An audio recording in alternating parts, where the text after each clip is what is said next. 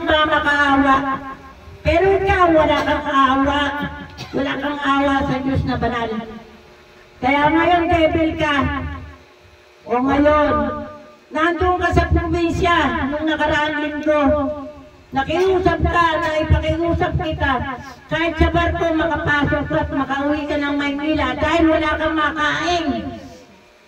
Anong ginawa ko? Maawa ka po sa kanya. Iuwi mo po siya dito para magkaroon ng trabaho. Nakauwi ka. Nakatatlong balik ka dito. Nung tatlong balik ka, gusto mong bawiin ang iyong binigay na kontrata. Yan ay hindi mabuting gawain ng matinong tao. Kaya ngayon, tanggal ka na. Sa pangalawa, pangatlo, di ka natatanggap ng Diyos. Tandaan mo yung sinabi ko. Yan si Joseph, di ba ako sinusuka niya? Bakit ako sinusuka? Wala naman akong ginawang kasalanan. Pag pumupunta dito, pinaalmusal. Pag tanghalian, pinatatanghalian. Pag hapunan, naghahapunan. Pag walang pamasahe, hihingi ng pamasahe. Kahit hindi nagsasalita, binibigyan ko. Pagkatapos sasabihin, ako'y scam. Ang lahat ng nagsasabi ng scam, mamamatay. Yan ang tandaan nyo. Si Joseph ay patay na. Yan ang matalik ng kaibigan na sinusunod mo noon. Ngayon, ikaw naman ang susunod. Eh di hallelujah, hindi ka na makakaroon ng problema. Wala ka nang magiging problema. Yan ay gusto kong marinig mo. At kung ano man ang iyong gagawin, nakahanda ako. Dahil yan ang totoo. Ayaw sa mga tao walang utang na loob sa Diyos na banal. Nang makalakad ka, sinusuka mo na siya. Salbahe ng tao ka.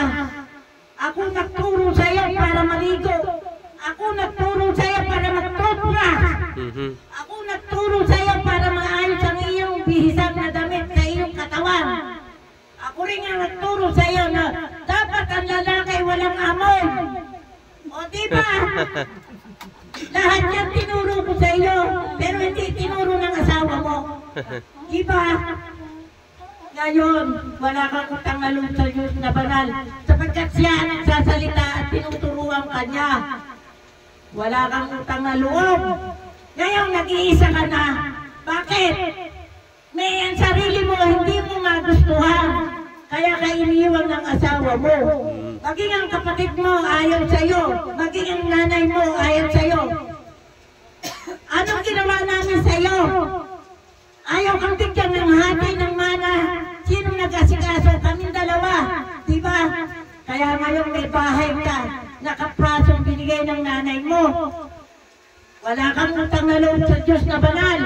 Inayos ang iyong buhay. Pagkatapos, ngayon sinisira mo ako. Yan talaga ang mga hinawakan ng devil. Ngayon, maiisip mo yan.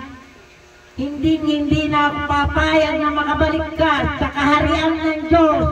Sasabihin ko sa Diyos, isa siyang masamang tao. Hindi dapat mabuhay sa mundo. Bakit? Ala ka namang konsensya eh. Diba? Binigyan ka na lahat ng Diyos ng pangangailangan mo sa pamamagitan ko. Pagkatapos ngayon, ginaganyan niyo ako. Mga salbahe kayo. Naiisip ninyo, malakas kayo. Pero pag mahina na kayo, tatawag din kayo sa kanya. Hindi na kayo niya papakinggan. Hindi ka na tutulungan. Bakit? Eh, masyado na kayong abusado eh. Maalala mo yan. Mapapanood mo ako. Kung maglalakad ka, hindi ako pumapayag. Kahit ang aking bulsa ay wala nang lamang na pera, may pera pa rin. Inaabtan kita. Kahit sa pundaang makapagsakay ka lang, makabili ka lang ng bigas ng kakainin. Dahil nag-iisa ka sa bahay mo.